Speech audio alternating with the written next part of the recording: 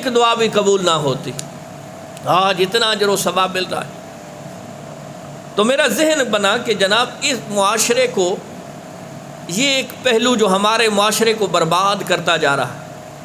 اور اس کی ایک مین وجہ کیا ہے کہ ہمارے گھروں کے اندر یہ جو فلمیں اور ڈرامے ہیں انہوں نے برباد کر کے رکھ دیا۔ ان سے ہم اپنی زندگی کو متعین کرتے، ان سے ہم اپنے ازدواجی معاملات کو سنبھالنے کی کوشش کرتے ہیں۔ جو فلمی ڈرامہ دیکھا جاتا ہے، کوشش ہوتی ہے کہ ہمارے گھروں کے حالات ایسے ہو جائیں، ہم فیشن، ہم اپنا لباس، ہم اپنا انداز، ہم اپنے گھروں کے معاملات انہی کے مطابق کرنا چاہتے ہیں۔ علی جان پہلی چیز ذہن کے اندر رکھیں، اس کائنات کے اندر اس وقت سب سے زیادہ اگر کسی کی زندگی ڈسٹرب ہے تو یہ فلمیں ڈرامے بنانے والے لوگوں کی زندگی ڈسٹرب سب سے زیادہ۔ اور ڈرامہ، ہمارے ہاں ڈرامہ کہا بھی اسی چیز کو چاہتا ہے کہ جو دکھلاوا ہو، حقیقت کے ساتھ اس کا کوئی تعلق واسطہ بھی نہ ہو، لیکن ہماری نوجوان نسل اسی سے سیکھ رہی ہے، اور یہ بہت بڑی چال چلی گئی ہے جس کے اندر ہم پورے پھنس چکے ہیں۔ اب آؤ قرآن کے اندر نبی کریم علیہ الصلوۃ والسلام پہ نازل ہونے والی وہ لاریب کتاب، جو کتاب ہدایت ہے، کتاب نور ہے، ہمیں رستہ بتانے والی ہے۔ بلکہ میں اکثر کہتا ہوں کہ جس طرح ایک باپ اپنی اولاد کو اس کے ہاتھ پکڑ کے چلنا سکھاتا ہے، اسی طرح یہ قرآن ہمیں زندگی گزارنے کا ڈھنگ سکھاتا ہے۔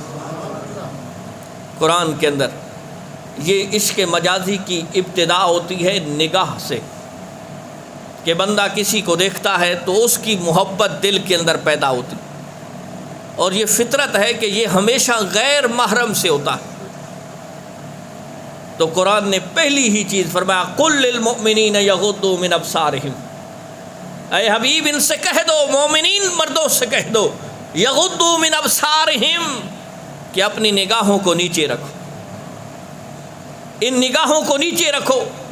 دوسری روایت کے اندر نبی علیہ السلام نے اس کی وضاحت فرمائی ہے، فرمایا النظر سہم من سہام ابلیس مسموم، فرمایا لوگو یہ جو نگاہ ہے، یہ جو غیر محرم کو دیکھنا ہے، فرمایا یہ شیطان کے تیروں میں سے ایک تیر ہے، اور تیر بھی ایک ایسا ہے جو زہر کے اندر بھجا ہوا ہے۔ پہلے دور کے اندر جب جنگیں ہوتی تھی نا، تو تیر تلوار کی جنگیں ہوتی تھیں، تو لوگ اپنے تیروں پہ زہر لگا دیتے تھے کہ اگر کسی کو تیر لگتا ہے، زخم ہوتا ہے، وہ اس زخم سے نہ مرے تو جو اس تیر کے اوپر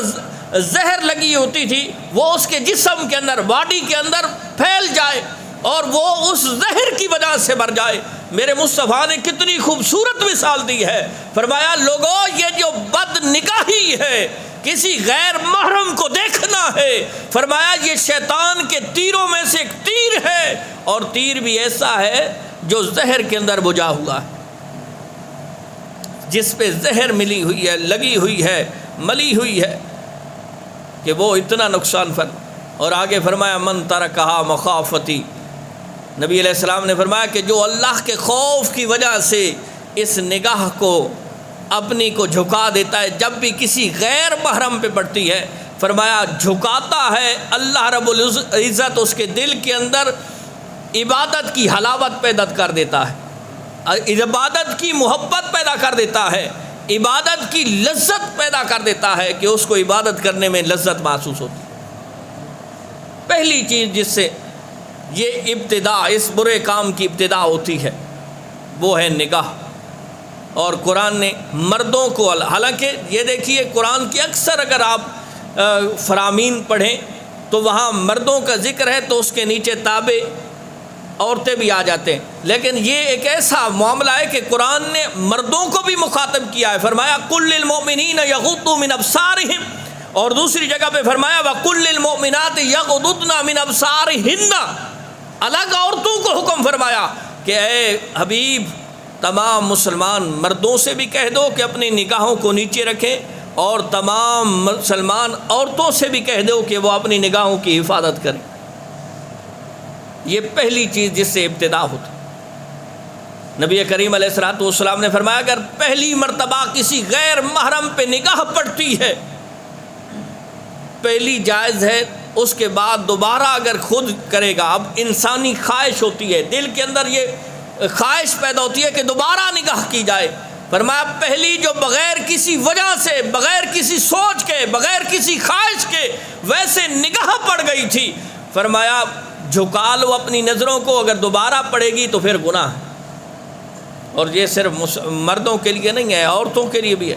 نبی کریم علیہ الصلوۃ والسلام تشریف فرماتے، آپ کے پاس آپ کی زوجہ محترمہ حضرت ام سلمہ رضی اللہ تعالیٰ عنہا بھی بیٹھی ہوئی تھی، حضرت عبداللہ ابن ام مکتوم تشریف لائے، نابینا صحابی ہے،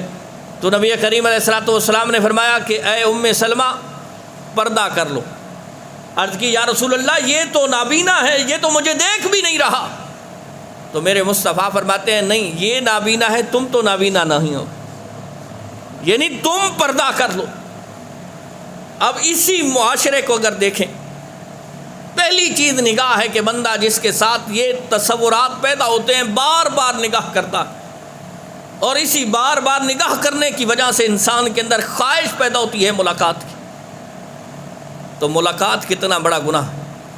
نبی کریم علیہ الصلوۃ والسلام کی ایک حدیث پاک ہے جس کے اندر میرے مصطفیٰ فرماتے ہیں کہ ایک ایسا